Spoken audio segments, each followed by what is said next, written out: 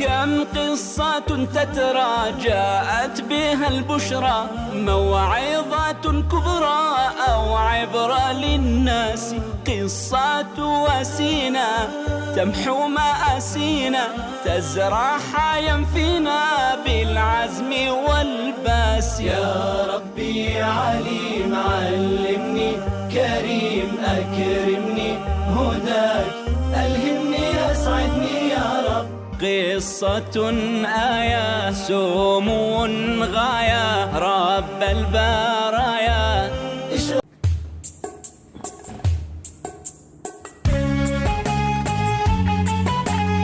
Bismillahirrahmanirrahim. Assalamualaikum warahmatullahi wabarakatuh. Perkenalkan, nama saya Muhammad Imam Syamil Nasution dari Universitas Darussalam Untung. Dan saya akan bercerita tentang kisah yang berkaitan dengan Isra dan Mi'raj. Adapun kisah Isra dan Mi'raj ini itu merupakan sebuah penghibur lara bagi baginda Nabi SAW. Ketika Rasulullah berada ya Ammul Hazn, ketika berada di tahun kesedihan karena ditinggalkan oleh istrinya Khadijah yang tercinta, yang selalu mendukungnya dengan perekonomian, dan juga pamannya yang selalu melindunginya dari para kafir Quraisy yang ingin membunuhnya. Ketika kedua sosok itu wafat, maka sebagai penghibur baginda Nabi, Isra dan Mi'raj itu salah satu. Ketika itu Rasulullah sedang berkumpul dengan para sahabat. Tiba-tiba datang sesosok pemuda yang tampan dan rupawan. Tidak ada satu orang pun sahabat yang kenal.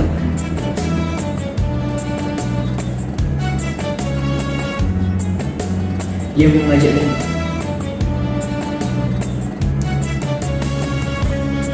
mengatakan kepada Nabi agar bersiap untuk pergi melakukan Isra.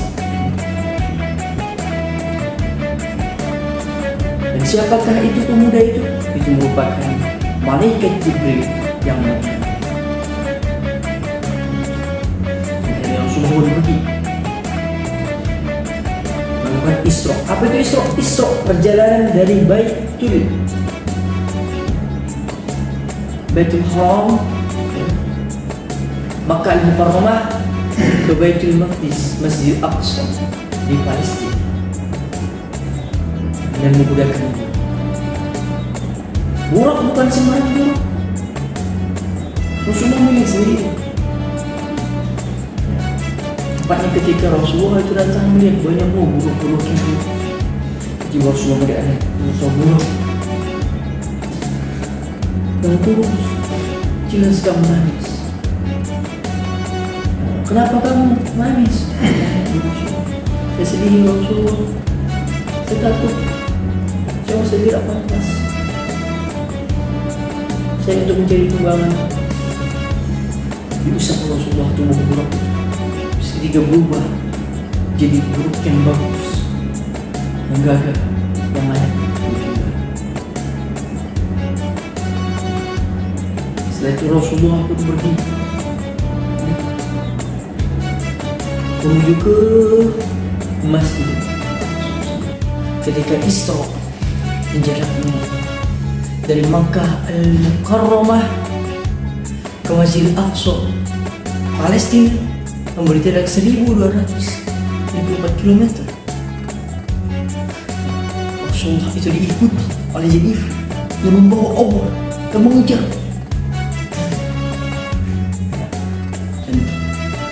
Kata Jibril, jangan panik ya Rasulullah. Kita bacakan istilah doa depositkan air terus, sehingga obor ifrit itu membakar dirinya sendiri dan akhirnya hilang. Ketika Rasulullah melewati perjalanan juga, beliau melihat orang yang menanam terus, menanam tiba-tiba tumbuh, menanam lagi tumbuh lagi, menanam lagi tumbuh lagi, begitu cepatnya. Sehingga Rasulullah bertanya, wahai Jibril, tadi kita telah melewati itu orang-orang yang menanam tiba-tiba tumbuh terus. Siapakah mereka? Mereka adalah orang-orang yang fisabilillah, orang-orang yang fisabilillah, jihad fisabilillah. Setelah itu, ketika Rasulullah melewati perjalanan lagi berjalan, beliau mencium yang sangat harum sekali. Harum apakah itu? Ya Jibril, bau harum itu ialah bau harum Masyid, tukang sisirnya Fir'aun, yang karena keimanannya hingga akhirnya ia pun digoreng.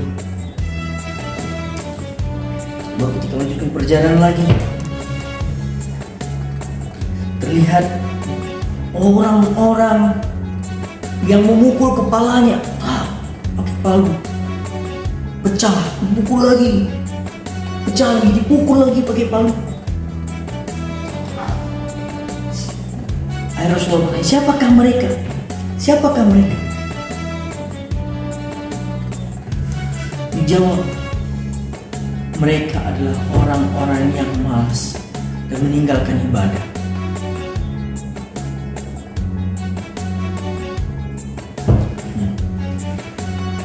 Jika lanjutkan perjalanan lagi,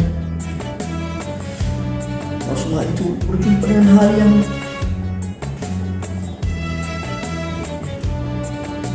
orang manusia makan daging busuk, daging mentah busuk dimakan. Mereka rebutan memakan daging busuk itu. Ketika telah melewatinya, Rasulullah bertanya kepada malaikat Jibril, itu mereka golongan apa? Kok mereka makan daging busuk? Padahal di sebelah daging busuk itu ada makanan yang segar, ada makanan yang layak, tapi mereka pilih daging busuk.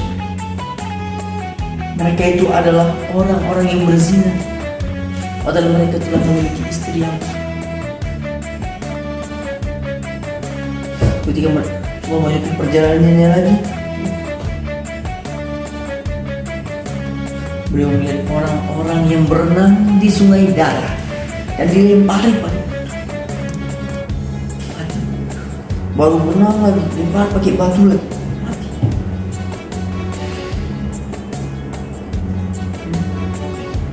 Siapakah mereka? Mereka adalah orang-orang yang memakan harta hasil riba. Rasulullah pun melanjutkan perjalanannya.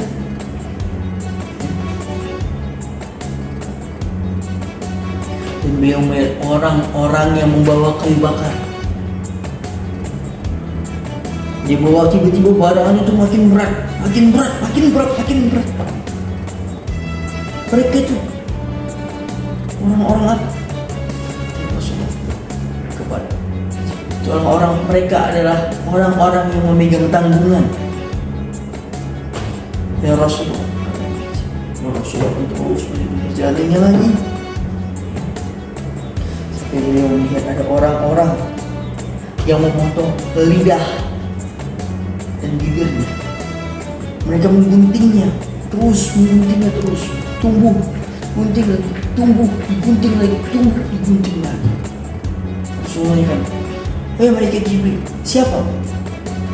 Mereka adalah orang-orang golongan ahli fitnah yang suka memfitnah orang lain. Padahal orang yang tidak melakukan ini fitnah. Rasulullah melanjutkan perjalanannya lagi. Dan beliau melihat orang-orang yang mencakar wajahnya, mencabik-cabik wajahnya dengan kuku-kukunya yang panjang seperti tembaga.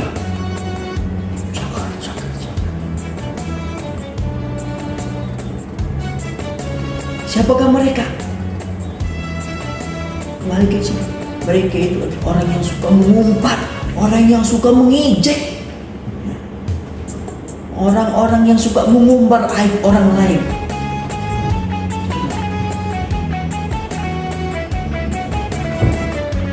Baru ketika sebelum Rasulullah sampai ke Masjid Aqsa, beliau berjumpa dengan seorang wanita tua yang penuh dengan perhiasan di sekujur tubuhnya.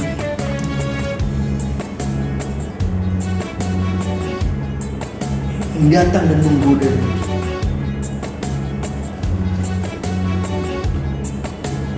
Tapi Rasulullah tidak menghiraukan. Tanya Rasulullah kepada mereka, siapakah dia Rasulullah? Dia itu adalah perumpamaan bumi atau dunia yang sudah tua, yang penuh akan perhiasan, yang penuh dengan perhiasan, yang sebentar lagi akan hilang.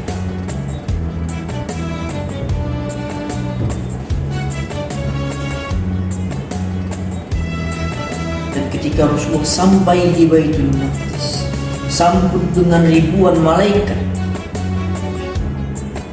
dan beliau dihidangkan 3 minum.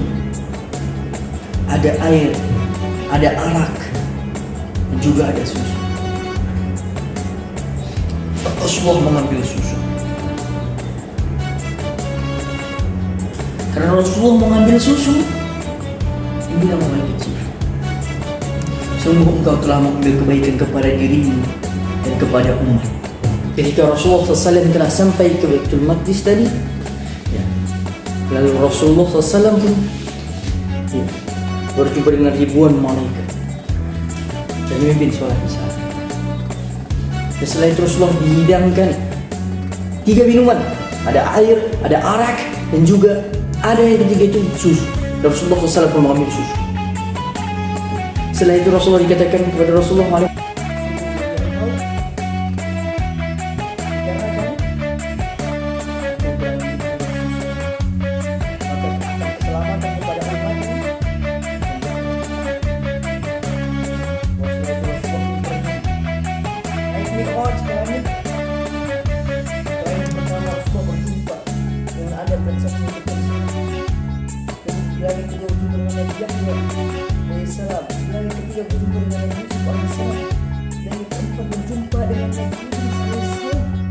kelima, beliau berjumpa dengan Nabi Harun AS. Dan di langit ke-6 beliau berjumpa dengan Nabi Musa AS. Dan di langit ke-7 beliau berjumpa dengan peristiwa Rasulullah di langit pertama sampai ke-7 yang saling mengucapkan salam itu terus menjadi memorial di dalam tasyahud awal dan tasyahud akhir. Setelah itu Rasulullah pun pergi kemana? Sidratul Muntaha, ditinggalkan oleh malaikat. Masuk, dapatkan perintah sholat 50 rakaat. Rasulullah pun kaget. Rasulullah minta saran kepada Nabi Musa. Kata Nabi Musa, jangan, umatku gak bakal sanggup. Minta tawar, umatku besar aja gak bakal mungkin sih ditawar. Turun lagi, kalau udah Musa caranya kurangin lagi, turun terus kayak gitu, terus sampai berkali-kali dikurangi dan 50 rakaat menjadi 5 rakaat. Setelah itu akhirnya Rasulullah pun kembali kepada umatnya di Mekah, beritahukan kabar tersebut. Tidak ada percaya pada cerita Rasul, yang percaya cuma satu orang. Siapakah dia? Yaitu Abu Bakar As-Siddiq yang percaya Rasulullah SAW. Adapun kisah dan hikmah yang dapat kita ambil dari kisah tersebut ialah pentingnya namanya melaksanakan ibadah. Karena perjuangan Rasulullah yang begitu luar biasa untuk mengambil sholat.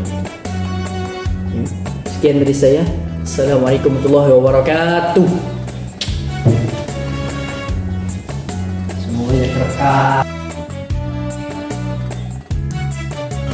قصة تترى جاءت بها البشرى موعظة كبرى أو عبرة للناس قصة وسينا تمحو مآسينا تزرع حيا فينا بالعزم والباس يا ربي عليم علمني كريم أكرمني هداك ألهمني أسعدني يا رب قصة آية سمو غاية رب البرايا